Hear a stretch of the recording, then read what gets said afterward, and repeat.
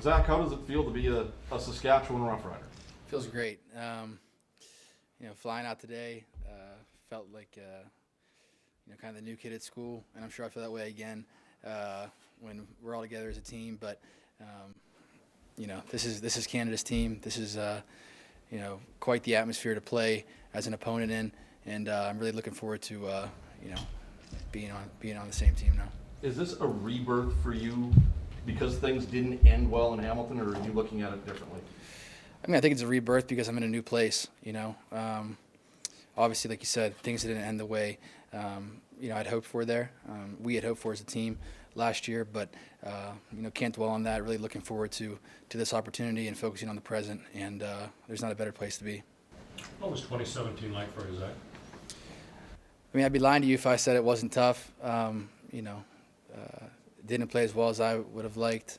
Personally, as a team, we didn't reach the goals that we had set out in the preseason. Missed the playoffs.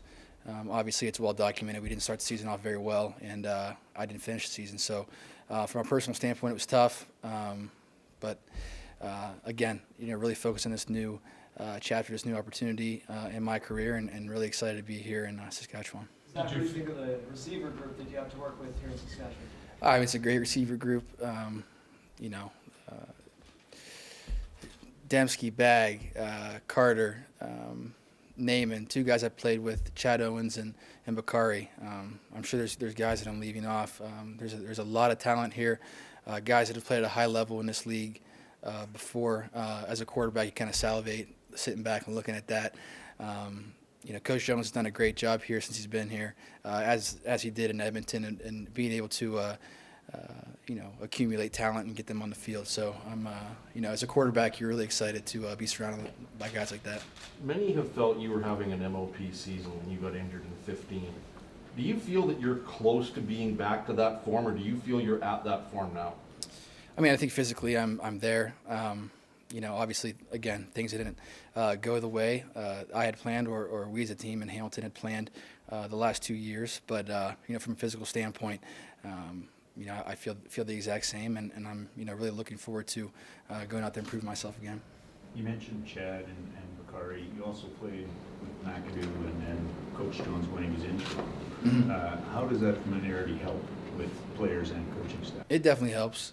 We were talking before we came in here. You feel like you kind of know everybody in the league anyway. It's such a small league, and you kind of cross paths with guys. But from a quarterback standpoint, when your offensive coordinator is somebody that you're familiar with, Coach McAdoo, and the head coach is somebody, again, who was instrumental in bringing me into this league, it's a good feeling.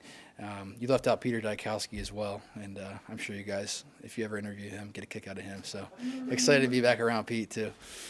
Does this remind you at all of Steubenville, Ohio, just in terms of the absorption with all things football? Well, there's way more media. I mean, it was a high school program, right? So we might have one Raider in there once a week, but it's something that stood out to me, a while ago when I came here, when I was in Toronto to play, and you could just tell the community rallies around the team.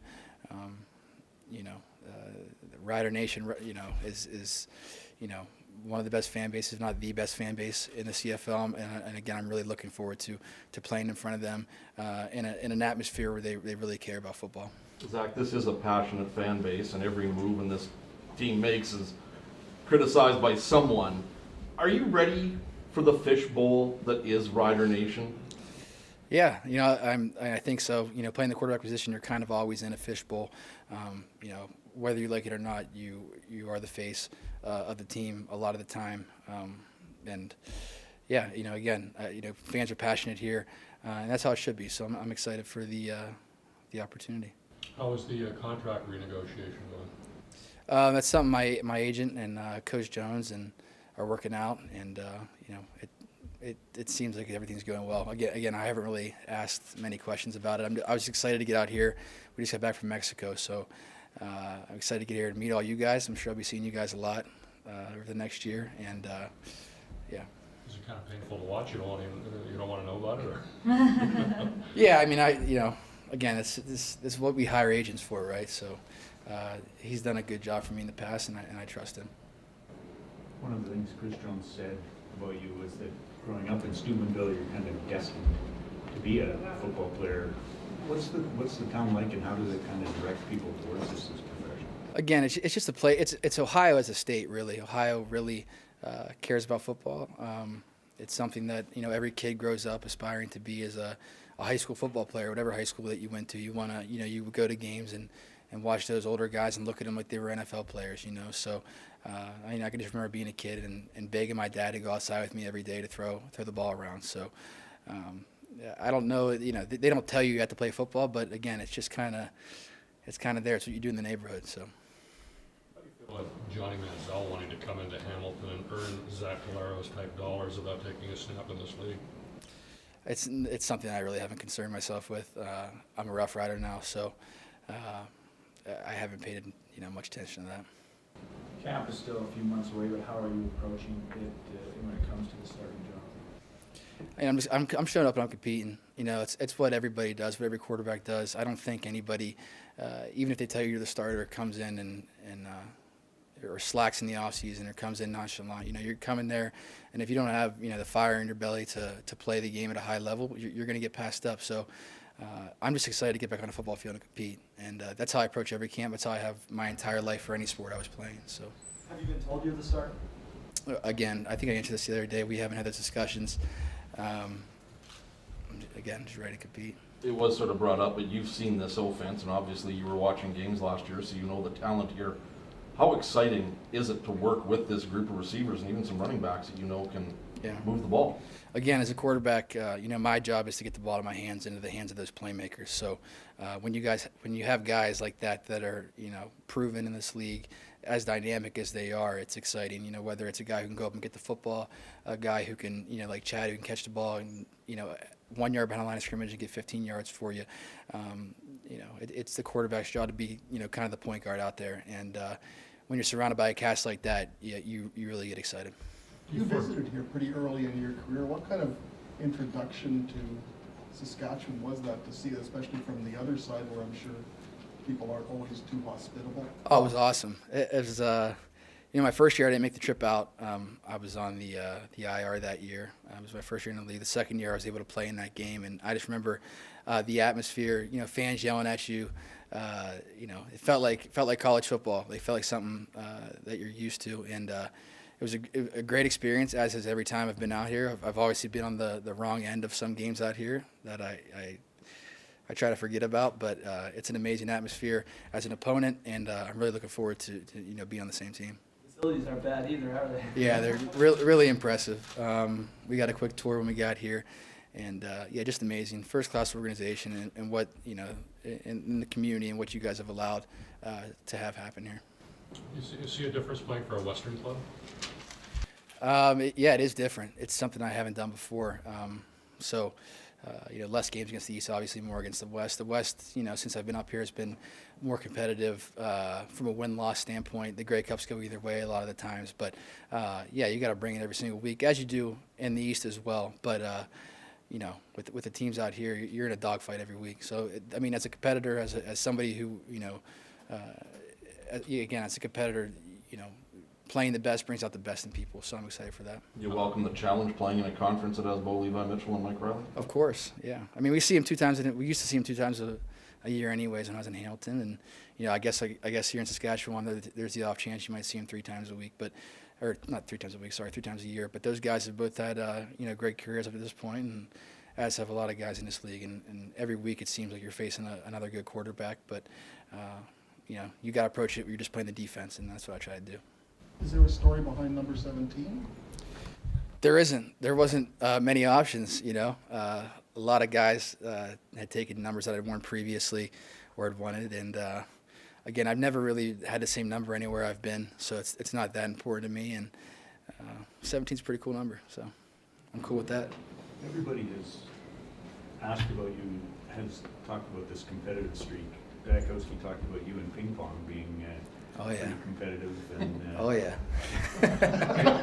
Is that your makeup? Is that just when does the switch flip? It's what people have always said about me, whether it's because I've been undersized or whatever. People throw that out there that I'm competitive, and I don't like to lose. A lot of people don't like to lose, but if I'm not good at something, I want to get good at it, and I spend a lot of time at practicing it. So Peter used to beat me pretty badly in ping pong, and now he can't touch me. So. What are we in for if, heaven forbid, there is a loss? Just seeing from afar, you look like you look really almost bitter when there's a defeat.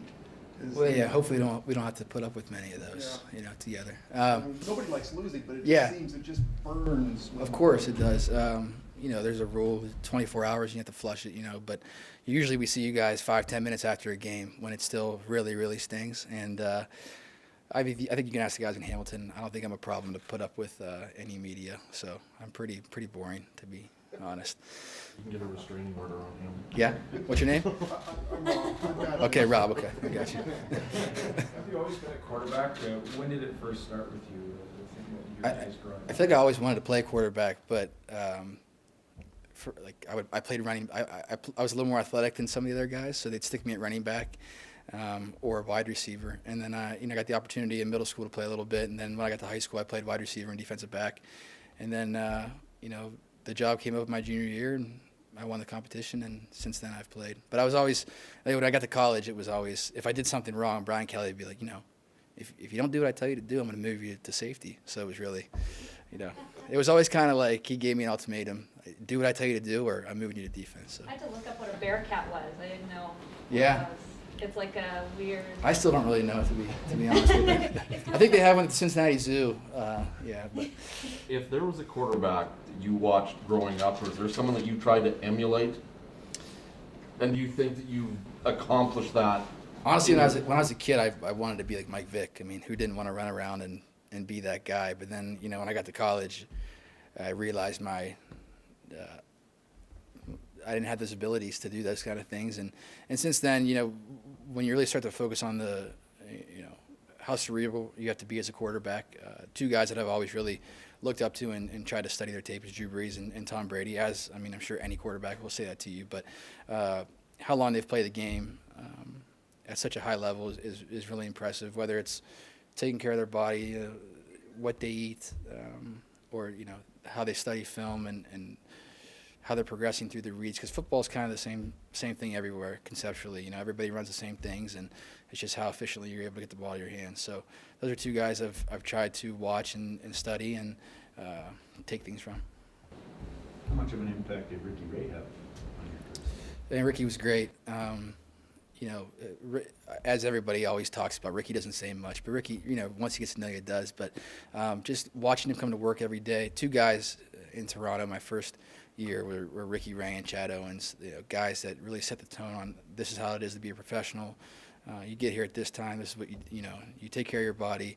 You study the film, and I was very, very fortunate to come into a situation like that with those two guys, as well as the coaching staff we had there, and then to carry over into Hamilton with Coach Austin, Tommy Condell, Orlando Steinhauer, Jeff Reinbold. I've been around a lot of really good people in this league, and it's probably why I've had some success. What does it say about these 40-something quarterbacks winning breakups lately? Are they winning these games when it mattered with their brains, or what they've learned in the game? Probably a bit of both. Ricky has seen it all, and he's still deadly accurate. Say what you want about him, but we played when last year in Hamilton. We played him, I think, in kind of the rubber match of the series, and there were some balls he threw where he just dropped it in there on the money. And I was on the sideline at the time looking at Everett Golson, like that's Ricky. That's just getting hit in the face, he drops it in. So he's kind of always had that it factor to him, and again, I think Henry winning a couple of years ago, he's seen a lot of things too, and obviously experience helps, especially at the quarterback position. I remember talking to Darian when he was around 30, and he said, I like this stage of my career because I'm not so young that I'm inexperienced, but I'm not so old that I'm old. He thought it was a really good state of a good time in his career to be in. Yeah. Do you feel the same way about where you are right now? Yeah, I don't think I'm that old yet. I'm 29 years old. This will be my 7th year in the league. So yeah, it's a good stage in my career, hoping it will be, obviously. A lot of quarterbacks, I think, have success around 29 to 33. So, yeah, I really don't know how to answer your question, but I'm at a good place. So. You feel Brandon Bridge and yourself would be a good compliment to each other? I think so. I've met Brandon one time after a game. Seems like a good guy, and looking forward to working with him and the other guys. Did you run into any Rider fans on the flight out here, or have you had any interaction with them? No, I didn't run into anybody on the flight out. There was a couple people coming back from Mexico with some Rider gear on. They were a bit older, so I don't know if they got the social media notifications that this had all gone down. So I just, you know, I didn't say anything. Yeah. Good. Excellent. I appreciate it, guys. Thanks, Doc. Thanks, Alex. Perfect.